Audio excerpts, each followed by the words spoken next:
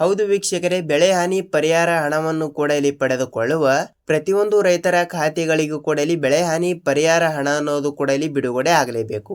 ಹೌದು, ಹಂತ ಹಂತಗಳಾಗಿ ಇಲ್ಲಿ ಬೆಳೆ ಹಾನಿ ಪರಿಹಾರ ಹಣವನ್ನು ಪಡೆದುಕೊಳ್ಳುವ ಪ್ರತಿಯೊಂದು ಬೆಳೆದಾರರಿಗೂ ಕೂಡ ಈಗಾಗಲೇ ರಾಜ್ಯಾದ್ಯಂತ ಇರುವಂತಹ ಕೆಲವು ಜಿಲ್ಲೆಯ ರೈತರ ಖಾತೆಗಳಿಗೆ ಇನ್ನೂ ತನಕ ಇಲ್ಲಿ ಹಣವನ್ನು ಬಿಡುಗಡೆನೇ ಆಗಿಲ್ಲ.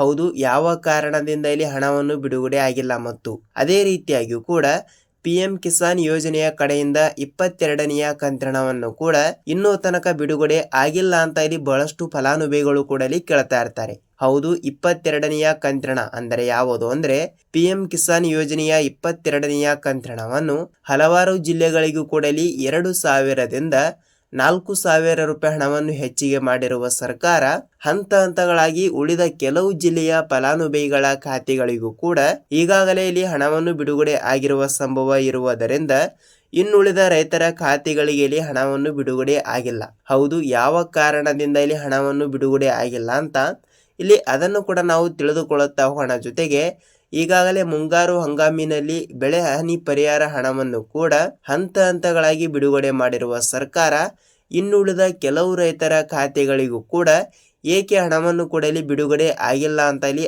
ಅದನ್ನು ಕೂಡ ನಾವು ಸ್ವಲ್ಪ ತಿಳಿದುಕೊಳ್ಳುತ್ತಾ ಹೋಗಬಹುದು. ಹೌದು, ಈ ಎಲ್ಲದರ ಬಗ್ಗೆ ಮಾಹಿತಿ ಏನು ಬಂದಿದೆ ಏನು ಇಲ್ಲ ಮತ್ತು ಅದೇ ರೀತಿಯಾಗಿ ಕೂಡ ಬೆಳೆದಾರರಿಗೂ ಕೂಡ ಒಂದು ಭರ್ಜರಿ ಗುಡ್ ನ್ಯೂಸ್ ಅಂದರೆ ತಪ್ಪಾಗಲ್ಲ.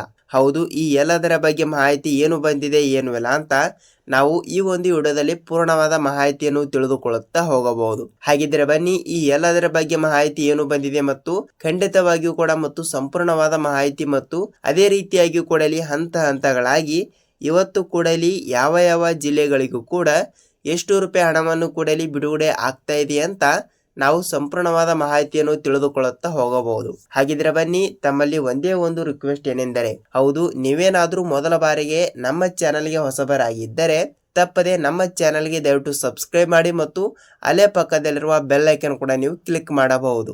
ಏಕೆಂದರೆ ನಾವು ಪ್ರತಿಯೊಂದು ಹೊಸ ವಿಡಿಯೋವನ್ನು ಬಿಟ್ಟಾಗ ನಿಮಗೆ ಪಟ್ಟನೆ ನೋಟಿಫಿಕೇಶನ್ ಬರುತ್ತದೆ. ಸೊ ಅದಕ್ಕಾಗಿ ಸಂಪೂರ್ಣವಾದ ಮಾಹಿತಿಯನ್ನು ನೀವು ತಿಳಿದುಕೊಳ್ಳುತ್ತಾ ಹೋಗುತ್ತೀರಿ. ಹಾಗಿದ್ರೆ ಬನ್ನಿ, let's begin start the video.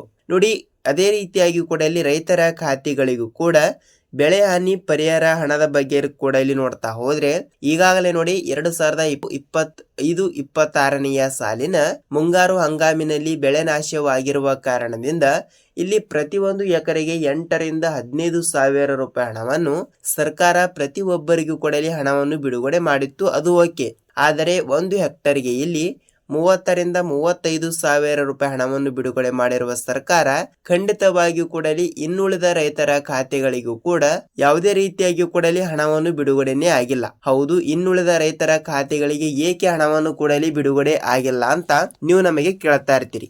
ನೋಡಿ, ರಾಜ್ಯಾದ್ಯಂತ ಇರುವಂತಹ ಪ್ರತಿಯೊಂದು ರೈತರ ಖಾತೆಗಳಿಗೂ ಕೂಡ ಇಲ್ಲಿ ಹಂತ ಹಂತಗಳಾಗಿ ಹಣವನ್ನು ಬಿಡುಗಡೆ ಮಾಡಿರುವ ಸರ್ಕಾರ ಈಗಾಗಲೇ ಈ ಒಂದು ಚಿಕ್ಕ ಕೆಲಸಗಳನ್ನು ಕೂಡ ಎಲ್ಲರೂ ಕೂಡ ಇಲ್ಲಿ ತಪ್ಪದೆ ಮಾಡಿಸಬೇಕು. ಹೌದು, ನಾನು ಪ್ರತಿಯೊಂದು ವಿಡಿಯೋದಲ್ಲಿ ಕೂಡ ಹೇಳ್ತಾ ಇದ್ದೀನಿ ಮತ್ತು ಈ ಒಂದು ವಿಡಿಯೋದಲ್ಲಿ ಕೂಡ ಹೇಳ್ತೀನಿ ವೀಕ್ಷಕರೇ. ಈ ಒಂದು ವಿಡಿಯೋದ ಕೊನೆಯಲ್ಲಿ ಅದರ ಬಗ್ಗೆ ಕೂಡ ಇಲ್ಲಿ ಮಾಹಿತಿ ತಿಳಿಸ್ಕೊಡ್ತೀನಿ ಮತ್ತು ಅದೇ ರೀತಿಯಾಗಿ ಕೂಡ ಇಲ್ಲಿ ಜಿಲ್ಲೆಗಳ ಬಗ್ಗೆನೂ ಕೂಡ ಇಲ್ಲಿ ಸ್ವಲ್ಪ ನಾವು ತಿಳಿದುಕೊಳ್ಳುತ್ತಾ ಹೋಗಲೇಬೇಕು. ಹೌದು, ರಾಜ್ಯಾದ್ಯಂತ ಇರುವಂತಹ 30ರಿಂದ 31 ಜಿಲ್ಲೆಗಳು ಕೂಡ ಇಲ್ಲಿ ಇರುವ ಪ್ರಕಾರ ಯಾವ ಯಾವ ಜಿಲ್ಲೆಗಳಿಗೂ ಕೂಡ ಇಲ್ಲಿ ಎಷ್ಟು ರೂಪಾಯಿ ಹಣವನ್ನು ಬಿಡುಗಡೆ ಮಾಡುತ್ತಾರೆ ಅಂತ ಇಲ್ಲಿ ಅದನ್ನು ಕೂಡ ಸ್ವಲ್ಪ ಮಾಹಿತಿಯನ್ನು ನಾವು ತಪ್ಪದೆ ತಿಳಿದುಕೊಳ್ಳುತ್ತಾ ಹೋಗಲೇಬೇಕು. ಸೊ ಅದಕ್ಕಾಗಿ ಜಿಲ್ಲೆಗಳ ಬಗ್ಗೆನೂ ಕೂಡ ಇಲ್ಲಿ ನೋಡ್ತಾ ಹೋದ್ರೆ ನೋಡಿ, ಕೇವಲ 15ರಿಂದ 16 ಜಿಲ್ಲೆಗಳು ಕೂಡ ಇಲ್ಲಿ ಇರುವ ಪ್ರಕಾರ ಈ ಜಿಲ್ಲೆಗಳಲ್ಲಿ ಇರುವಂತ ಬೆಳೆ ಹಾನಿ ಪರಿಹಾರ ಹಣವನ್ನು ಕೂಡ ಇಲ್ಲಿ ಪಡೆದುಕೊಳ್ಳುವ ಪ್ರತಿಯೊಂದು ರೈತರ ಖಾತೆಗಳಿಗೂ ಕೂಡ ಒಂದು ಭರ್ಜರಿ ಗುಡ್ ನ್ಯೂಸ್ ಅಂದ್ರೆ ತಪ್ಪಾಗಲ್ಲ. ಹೌದು, ಏನು ಗುಡ್ ನ್ಯೂಸ್ ಅಂತ ನೋಡಿಕೊಳ್ಳುತ್ತಾ ಹೋಗೋಣ. ಜೊತೆಗೆ ಸ್ವಲ್ಪ ಜಿಲ್ಲೆಗಳ ಬಗ್ಗೆನೂ ಕೂಡ ಇಲ್ಲಿ ತಿಳಿದುಕೊಳ್ಳುತ್ತಾ ಹೋಗೋಣ ಬನ್ನಿ. ಹೌದು, ಜಿಲ್ಲೆಗಳ ಬಗ್ಗೆನೂ ಕೂಡ ಇಲ್ಲಿ ನೋಡ್ತಾ ಹೋದ್ರೆ ವಿಜಯಪುರ ಜಿಲ್ಲೆ, ಧಾರವಾಡ ಜಿಲ್ಲೆ, ದಾವಣಗೆರೆ ಜಿಲ್ಲೆ, ಗದಗ ಜಿಲ್ಲೆ, ರಾಯಚೂರು ಜಿಲ್ಲೆ, ಬೆಳಗಾವಿ ಜಿಲ್ಲೆ, ಕೋಲಾರ ಜಿಲ್ಲೆ, ಕೊಪ್ಪಳ ಜಿಲ್ಲೆ, ಚಿತ್ರದುರ್ಗ ಜಿಲ್ಲೆ, ತುಮಕೂರು ಜಿಲ್ಲೆ, ಚಾಮರಾಜನಗರ ಜಿಲ್ಲೆ, ಚಿಕ್ಕಬಳ್ಳಾಪುರ ಜಿಲ್ಲೆ, ವಿಜಯಪುರ ಜಿಲ್ಲೆ, ರಾಯಚೂರು ಜಿಲ್ಲೆ, ಮಂಗಳೂರು ಜಿಲ್ಲೆ ಮತ್ತು ಇಲ್ಲಿ ಮಂಡ್ಯ ಜಿಲ್ಲೆ. ನೋಡಿ, ಅಂದಾಜಾಗಿ ಕೇವಲ ಈ 16 ಜಿಲ್ಲೆಗಳು ಕೂಡ ಇಲ್ಲಿ ಇದ್ದಿರುವಂತದ್ದು. ಹೌದು, ಈ 16 ಜಿಲ್ಲೆಗಳು ಕೂಡ ಇಲ್ಲಿ ಇರುವ ಪ್ರಕಾರ ಈ ಜಿಲ್ಲೆಗಳಲ್ಲಿ ಇರುವಂತಹ ಪ್ರತಿಯೊಂದು ರೈತರ ಖಾತೆಗಳಿಗೂ ಕೂಡ ನೇರವಾಗಿ ಹಣವನ್ನು ಬಿಡುಗಡೆ ಆಗ್ತಾ ಇರುವಂತದ್ದು. ಹೌದು, ಖಂಡಿತವಾಗಿಯೂ ಕೂಡ ಇಲ್ಲಿ ತಪ್ಪದೆ ಹಣವನ್ನು ಬಿಡುಗಡೆ ಆಗುತ್ತದೆ. ನಿಮ್ಮ ಜಿಲ್ಲೆನೂ ಕೂಡ ಯಾವುದು ಅಂತ ನೀವು ನಮಗೆ ತಪ್ಪದೆ ತಿಳಿಸಬೇಕು. ಹಂತ ಹಂತಗಳಾಗಿ ಹಣವನ್ನು ಕೂಡ ಇಲ್ಲಿ ಬಿಡುಗಡೆ ಆಗ್ತಾ ಇರುವುದರಿಂದ ಖುದ್ದಾಗಿ ರಾಜ್ಯದ ಮುಖ್ಯಮಂತ್ರಿಯಾಗಿರುವ ಸಿಎಂ ಸಿದ್ದರಾಮಯ್ಯ ಸರ್ ಅವರಾಗಲಿ ಮತ್ತು ಕಂದಾಯ ಇಲಾಖೆಯ ಸಚಿವರಾಗಿರುವ ಇಲ್ಲಿ ಕೃಷ್ಣ ಬೈರೇಗೌಡ ಸರ್ ಅವರು ಕೂಡ ಇಲ್ಲಿ ಈ ರೀತಿ ಒಂದು ಮಾಹಿತಿ ಕೊಟ್ಟಿರುವ ಪ್ರಕಾರ ಇಲ್ಲಿ ಈ ರೀತಿ ಒಂದು ಮಾಹಿತಿ ಅದರ ಜೊತೆಗೆ ಒಂದು ಹೇಳಿಕೆಯನ್ನು ಕೊಟ್ಟಿರುವಂತದ್ದು. ಹಾಗಿದ್ರೆ ನಿಮಗೂ ಕೂಡ ಒಂದು ಡೌಟ್ ಕೂಡ ಇರಬಹುದು, ಏನು ಸರ್ ಈ ಜಿಲ್ಲೆಗಳಿಗೆ ಮಾತ್ರ ಇಲ್ಲಿ ಹಣವನ್ನು ಬಿಡುಗಡೆ ಆಗುತ್ತದೆಯಾ ಮತ್ತು ಉಳಿದ ಜಿಲ್ಲೆದವರಿಗೆ ಇಲ್ಲಿ ಹಣವನ್ನು ಬಿಡುಗಡೆ ಆಗಲ್ವಾ ಅಂತ ನೀವು ನಮಗೆ ಕೇಳ್ತಾ ಇರ್ತೀರಿ. ಹೌದು, ಖಂಡಿತವಾಗಿಯೂ ಕೂಡ ರಾಜ್ಯದಲ್ಲಿ ಇರುವಂತಹ 30ರಿಂದ 31 ಜಿಲ್ಲೆಗಳಿಗೂ ಕೂಡ ಹಂತ ಹಂತಗಳಾಗಿ ಬಿಡುಗಡೆ ಆಗ್ತಾ ಇರುತ್ತದೆ. ಸೊ ಅದಕ್ಕಾಗಿ ಈ ಜಿಲ್ಲೆಗಳು ಅಂದರೆ ನೋಡಿ, ಈ ಮೊದಲನೇ ಹಂತದಲ್ಲಿ ಇರುವಂತಹ ಈ ಜಿಲ್ಲೆಗಳಿಗೂ ಕೂಡ ಇವತ್ತು ಕೂಡ ಇಲ್ಲಿ ಹಣವನ್ನು ಬಿಡುಗಡೆ ಮಾಡಿ ನೆಕ್ಸ್ಟ್ ಇಲ್ಲಿ 2ನೇ ಹಂತದಲ್ಲಿ ಬರುವಂತಹ ಜಿಲ್ಲೆಗಳಿಗೂ ಕೂಡ ನೆಕ್ಸ್ಟ್ ಹಣವನ್ನು ಕೂಡ ಇಲ್ಲಿ ಬಿಡುಗಡೆ ಆಗ್ತಾ ಇರುತ್ತದೆ. ಹಾಗಿದ್ದರೆ ಈ ಜಿಲ್ಲೆಗಳಲ್ಲಿ ಅಂದರೆ ನಾನು ಹೇಳಿರುವ ಈ ಜಿಲ್ಲೆಗಳಲ್ಲಿ ತಪ್ಪದೆ ನಿಮ್ಮ ಜಿಲ್ಲೆನೂ ಕೂಡ ಒಂದು ಆಗಿದ್ದರೆ ಇಲ್ಲಿ ನಿಮ್ಮ ಜಿಲ್ಲೆನೂ ಕೂಡ ಯಾವುದು ಅಂತ ನೀವು ನಮಗೆ ತಪ್ಪದೆ ತಿಳಿಸಬೇಕು.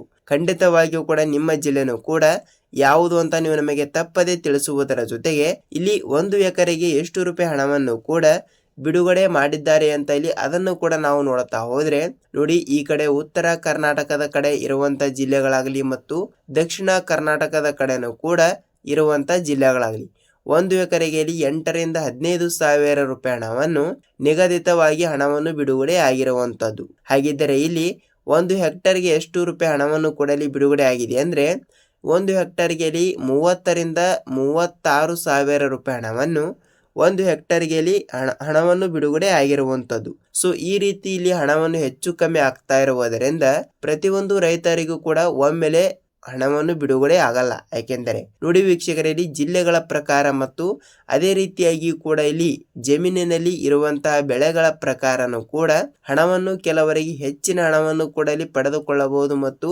ಕೆಲವರಿಗೆ ಇಲ್ಲಿ ಕಡಿಮೆ ಹಣವನ್ನು ಕೂಡ ಬಿಡುಗಡೆ ಆಗಬಹುದು.